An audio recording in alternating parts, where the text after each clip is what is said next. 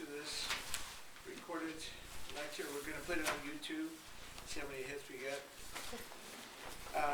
But I'm going to have a short lecture because I discovered that my flight is at 11:10. That means I should leave here about 20 after, 15 after. So, all right, so with that in mind, we're going to ask a question. The question I want to ask is it possible, as we have discussed earlier, like the materialist suggests, that when we begin, it's actually, you start out with nothing. And I'm going to propose to you the possibility that if we are super material, if we are entirely dependent on external information, that theoretically everything that is in my mind comes from outside that mind. And to do so, essentially that means that we begin with nothing and end with something. And the question then arises, how is it that I actually acquire and put that information in? And I'm going to talk about what sometimes is referred to as the beginning of empiricism. And I'm going to talk about three individuals in some detail, one in a great deal of detail, and two in less so, that addresses these issues. I first want to talk about John Locke, who was born in 1632 and died in 1704. He was British, actually, for all practical purposes, was rich, didn't have a particular need to work, but chose to be a physician by sort of maybe modern day standards, and also chose to be employed in the capacity of writing. He wrote a very, very well-known book called Essays Concerning the Origin of Human Understanding. Essay Concerning the Origin of Human Understanding. And in that book, he proposes some things that are extremely unusual. First of all, he talks about what we call tabula rasa, which is the name of a new alcohol beverage that I discovered that I will sell at college campuses in the future. What does tabula rasa mean, Melissa? It means blank. Blank slate? Blank slate. Do you understand, Callie, why I'm going to sell it on college campuses? Yeah. Because some students want blank slates on the weekend. So how is it that that occurs? As you know, I'm not from the U.S., and I studied the Constitution and Declaration of Independence very well. And what does it say? Help me out. All men. Okay. So that essentially means that everybody starts out the same. Now, this is really weird. This is a comment on maybe being a naturalized citizen. I looked in that picture of people writing Declaration of Independence, and I didn't see any Hispanics, blacks, Asians, or female. So I said, oh, that's just because, they wanted to paint a certain kind of picture. So I looked in their signatures. There were no females, no Antonios, and so forth, so on. So is it true that all men are created equal, or just a class of men are created equal? Like, for example, if you have gonads, you're equal. If you have vaginas, less so. What's going on here? Now, the premise is that all people are truly equal, that they start out at the same place. Because the slate, which, what, Phallus, as you looked up, what would be your slate, My brain. your brain? That, at the beginning, it's blank. Now, one could argue, since you come out breathing and crying and stuff like that it's not entirely clean. But biologically, I got a bunch of things that I stamp on there, like breathe. And then after that, everything is open. Is it possible, let's debate this issue for a couple of moments. Is it possible that, quote, all men are created equal? Although, don't you think that was a tactical mistake? They should have put men in quotes. Do you think they should have done that? What the hell's going on here? In fact, tell me, when do people like you get to vote? Women's rights came out. What's that? When women's rights came out. How long after the Declaration of Independence was that? Well over a century after that. Yeah. Okay? So all men were created equal, but we're not so sure about women. Okay? Probably did that because we were afraid of them. But you get the drift? Is it possible, truly? Forget things like, stupid things like sex or gender or race issues. That's kind of not really worth discussing. What's that? I said she wouldn't be able to vote till the 1960s anyways. And then I was like, Native Americans? That I don't know. I'm not familiar when Native Americans got to vote. That I'm not very familiar with. And I think African Americans did get to vote before the 60s. They just got to vote at a different location. But it's really fascinating that if you were a female, you didn't get to vote until like the last century. So I don't know if they thought that all men were created equal. But let's just take that premise. Are all people potentially equal? Do you think that's true? Do you think that's possible?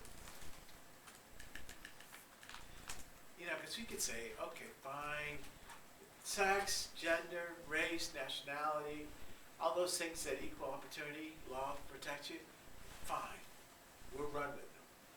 But outside of that, so let's not discuss that. Are people equal at the beginning? Do I get far ahead because I get more written on my slate? So I go to a better school, I get more written on my slate. As I go to longer school, do I get more written on my slate? We now know, as I told the other class, that one of the best preventive measures for dementia is how long you go to school. So does that mean that the more I write, the less dementia I get? What do you think? I think that we are, but like society doesn't allow us to be. What do you mean by that? Like society like values men or women and kind of puts you in your place and you have to go with that. So I think initially we could have been created like that, but because of the way society has been shaped, that we're not. Yeah. Why is that? You can make yourself equal. Because, I mean, you're kind of an example. Came from your Buff? Is that what you're saying?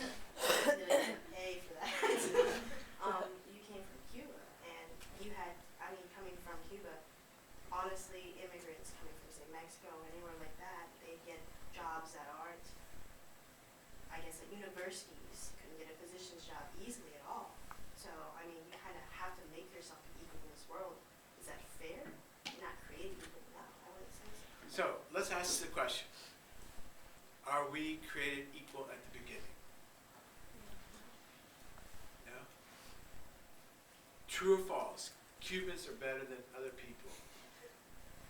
In my 105 class, I once asked, true or false? Cubans are the best race. And a bunch of students circled through. They're kind of be nice to me. We're not even a race. So, I guess maybe it's impossible to imagine that we're all created equal. But it is kind of a nice goal. I mean, some of us, I don't know, some are born to run fast. some are born with good memories, you know? Some are good at seeing, some are good at music, so we all seem to have a certain gene pool. But it's nice, the idea that we're all created equal. Why is that? Because then everybody gets equal opportunity to write on that slate. Okay? So the real issue becomes not that you're male, female, black or white, or this or that, rich or poor. The issue now becomes what is written on the slate, the hell with the slate's the same.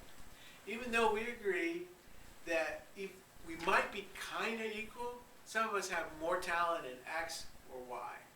I can't say. I don't care how many times you take me to voice classes, it's not going to happen. I gotta think that's genetic. Okay?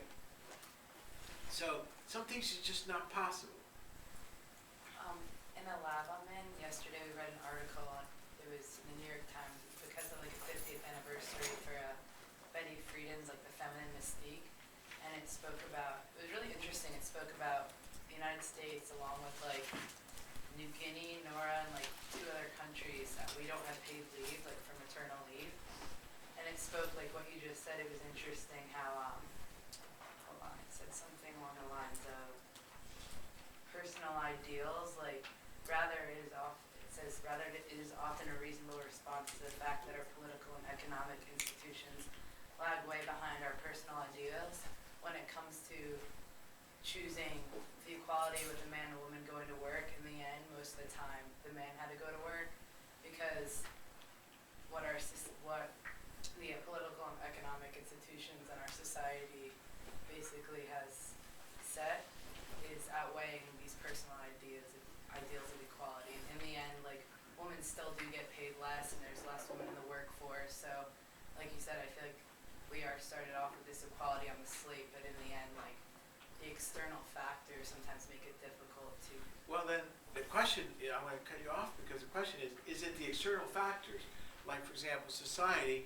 or is it genetic factors? You know? And that's really very tough.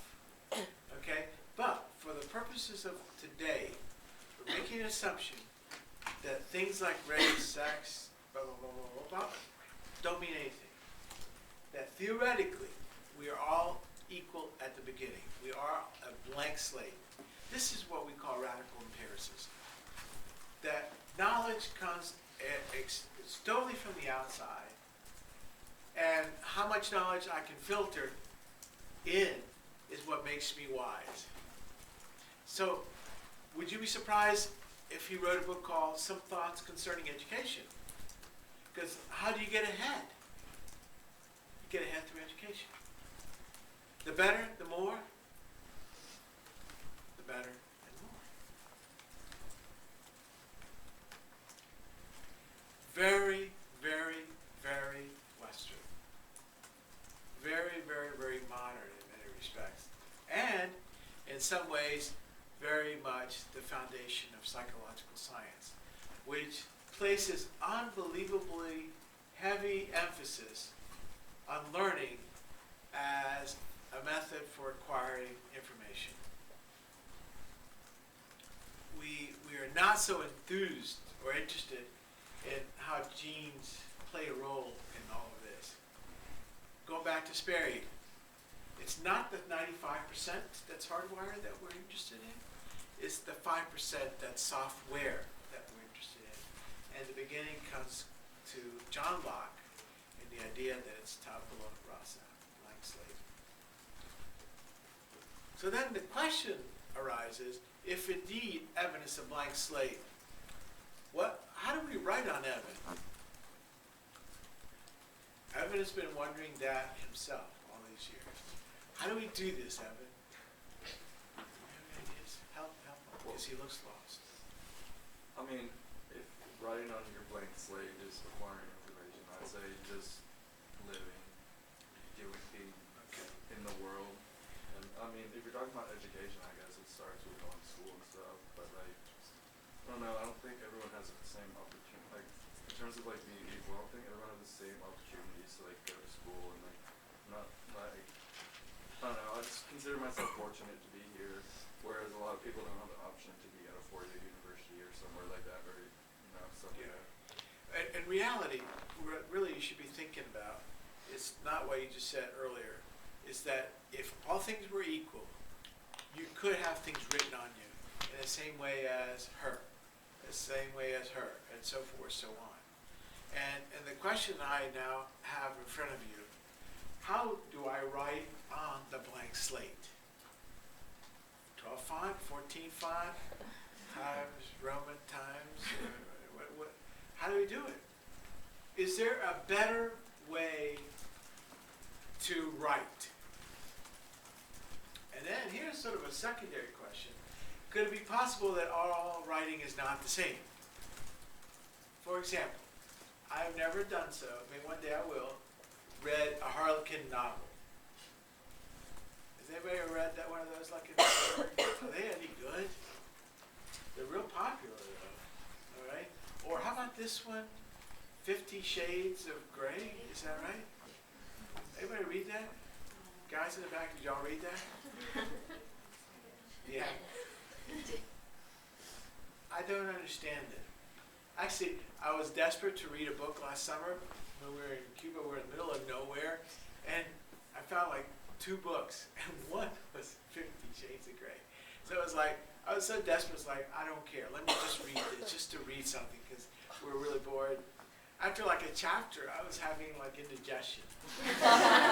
It's like, stop, okay? Is it that some writing is bad writing? Okay?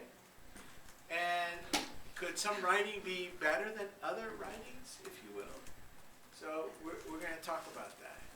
By the way, just for the record, since we're recording this, how many liked 50 Shades of Grey?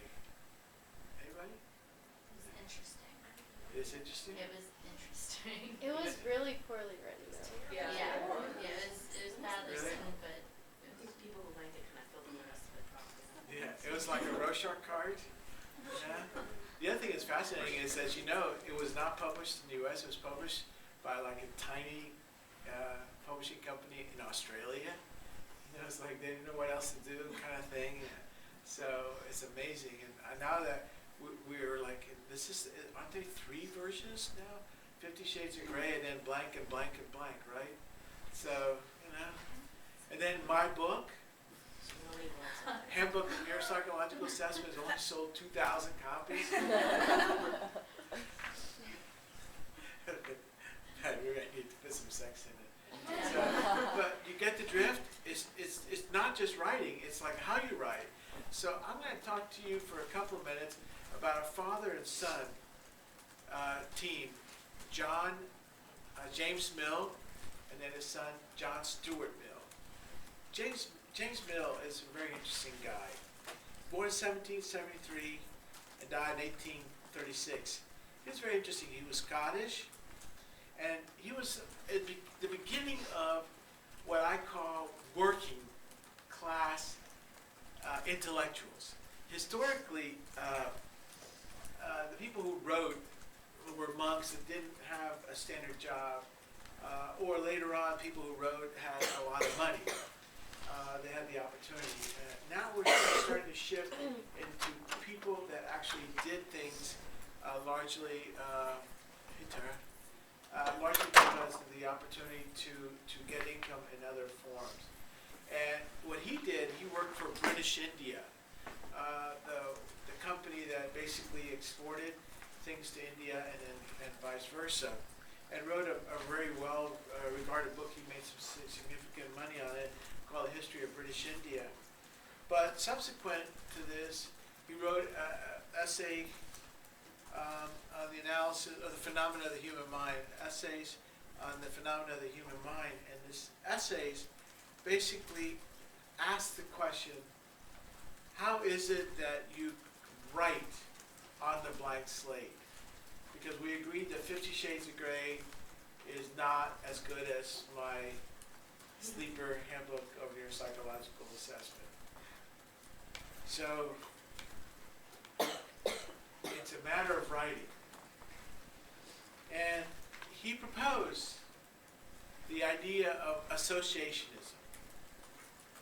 And by that, I mean that information only becomes of value if there's an association of one thing that historically has had no value to something that has a great deal of value historically.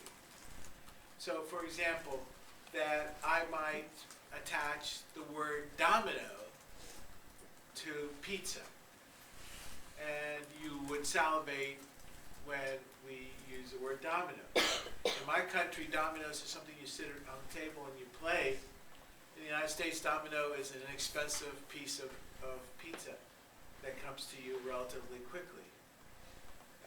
How do you do that? Basically, you do that because you have the concept of contiguity.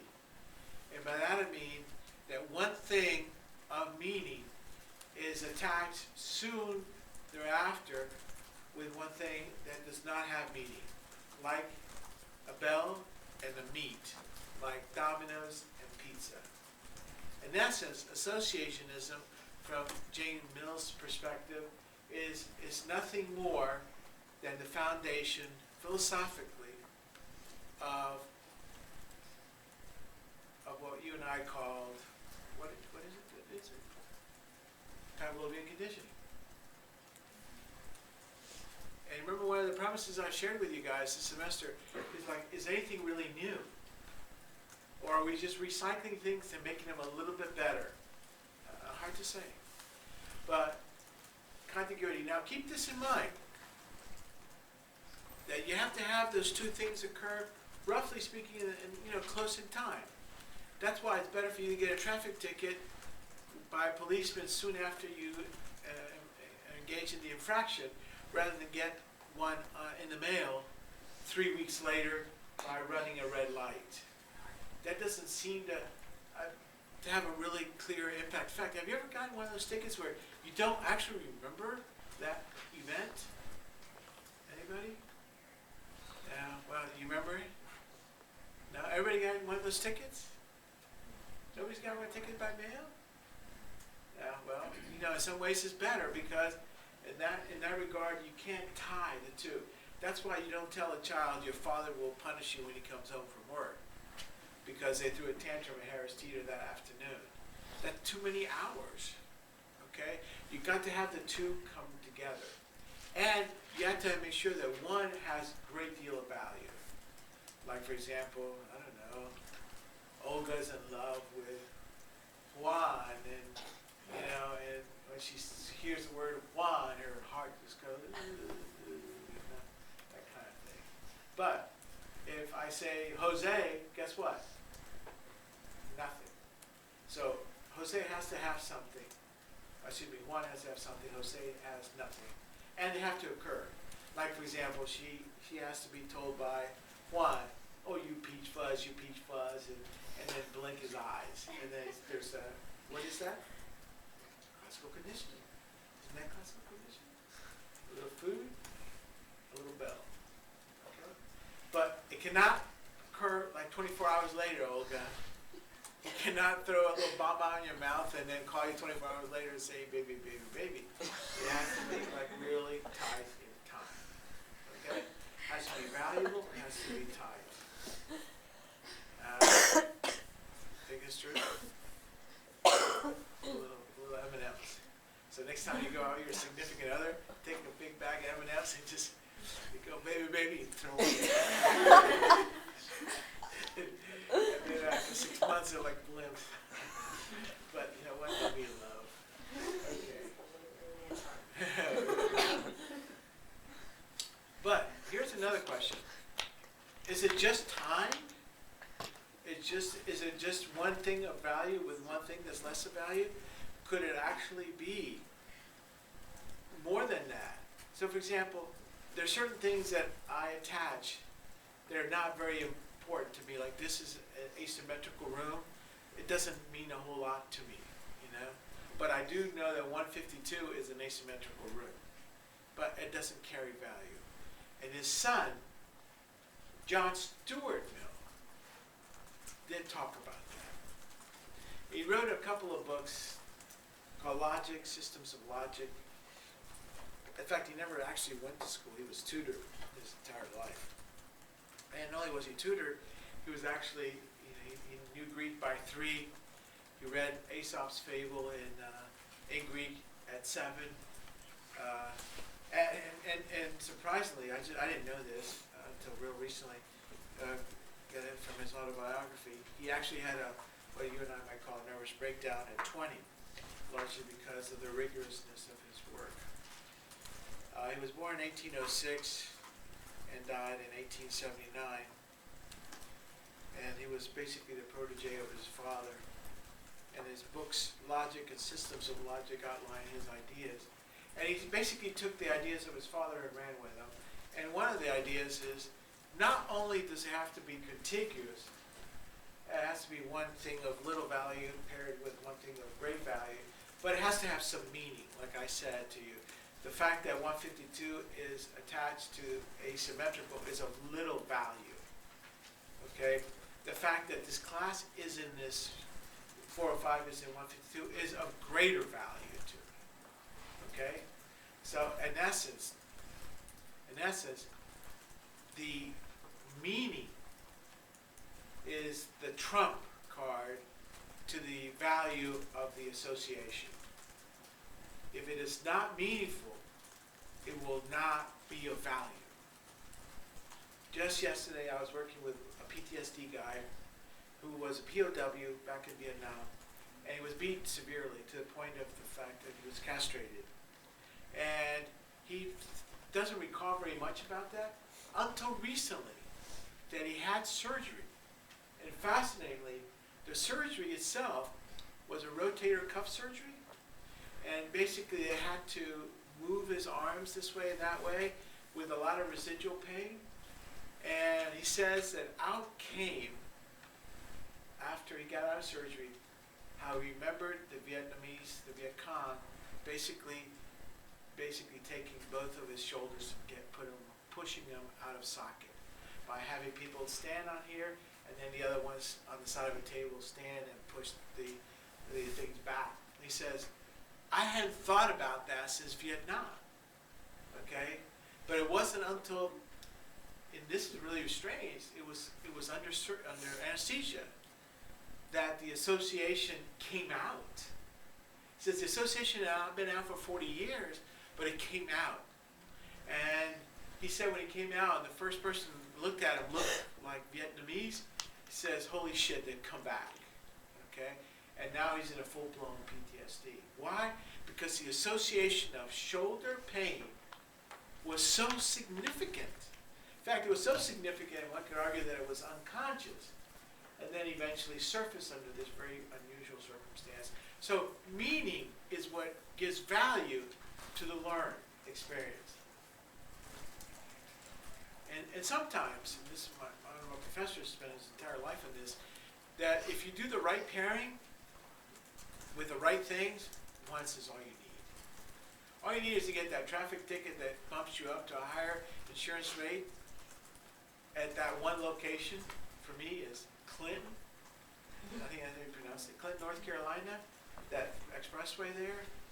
That is bad. It's a bad match for me. Okay. So it's the meaning that's a value in establishing the learned experience. The contiguity is necessary. The meaning is what makes it happen. He also talked about something else which I want to share with you for a few minutes. And he talked about science. And the idea that science conceivably could have confirmatory bias. In other words, I could ask a question in a certain way that I could find the answer the way I wanted. And he believed, and I agree with him, that science should not have a directional bias. I should not think that, for example, neuropsychology is better than humanistic psychology, that men are better than women, or things of that nature, even though I might believe that to be true. Science should be neutral to bias. So, the way that he suggested that this could be controlled turns out to be really important in our approaching science today, is that to avoid confirmatory bias, you should ask specific questions. And those questions should be based on comparison. Melissa had a boyfriend in high school. It didn't work out. She has a boyfriend in college. The question then becomes, Melissa, is the boyfriend in college better than the boyfriend in high school? That's it. You're just asking that question. You're not asking, is he a great boyfriend? Why is that? Because you'd have to date 3 billion guys. Okay? So you just have a very specific question. Is this boyfriend better than my last boyfriend? You ask one question, that's it. The other thing is, your answer is also limited. And by that I mean that you then only can address, is this boyfriend better than other boyfriends that I have dated? You cannot address the question of, is he a great boyfriend? Because to ask that question, you would have to date, I don't know, let's say something, 1,000 guys, and then do a careful statistical analysis to extrapolate it to 3 billion other people. So you can't do that. It's impossible. So what he says, to avoid science leading you astray, you have to ask a very specific question and limit your interpretation to a very specific answer. Let me go back to those of you who took experimental psychology. Didn't you notice that one of the difficulties that you had when you finished your research, that Professor Haken or whoever it was that did your class beat you up on a discussion? Did you notice that? Did anybody get a lot of red marks on their discussion section? No? Taylor, you remember that? I won't say it was being Okay. If he beat up or she beat up that section, you know why? Because you extrapolate well beyond the data set. The question that she can ask is as specific. In this comparison, person A to person B, that's it. And you can say only the answer to that question. Because otherwise, for example, she's in love with this guy. She wants to determine if he's better, and she compares him to other boyfriends she's dated, and then she says, he's really not only better than my other boyfriends, he is the best boyfriend I could ever have. That is extracting conclusions that are not warranted by the data. Okay? So you have to stick to specific questions based on comparison, and do not extrapolate from the answers to that to the bigger question, which is the one that you're really interested in. Is he a great boyfriend enough to spend many years with? You don't want to do that because it's a dangerous thing. Okay? So in some ways, what he's saying is that careful questioning, careful analysis of the data that you get is how you end up doing science. Which by design, by the way, means that science works really slowly. It takes a hell of a long time, and you ask a bunch of little questions, and like for example, a house that's built with cinder blocks. You build one, and you do another, and another, and another, and over a period of, say, for example, a career or several careers, a bigger question becomes answered. Okay? So, it's all about this. We start with nothing, and we end up with something, hopefully of value. And how we do that, in some ways, is more important than if we don't do it. Now, next time, I'm going to ask this question. And I'm going to leave it to you to think about over the weekend. Is it possible that what I just told you is not true at all? That in reality, we're hardwired completely, and our job is just to kind of play out that hardwiring? Is it possible that we are really, truly, fully functioning, and it's just a matter of development, where things sort of come out that have been imprinted in us genetically? And if so, why would we then pursue education? where will we travel? So I've just anchored for you in terms of dualism, one extreme. Next time I'm going to anchor the other extreme. All right, guys, thank you, and we'll see you soon. Anybody came in late that has some proposals, let me grab them.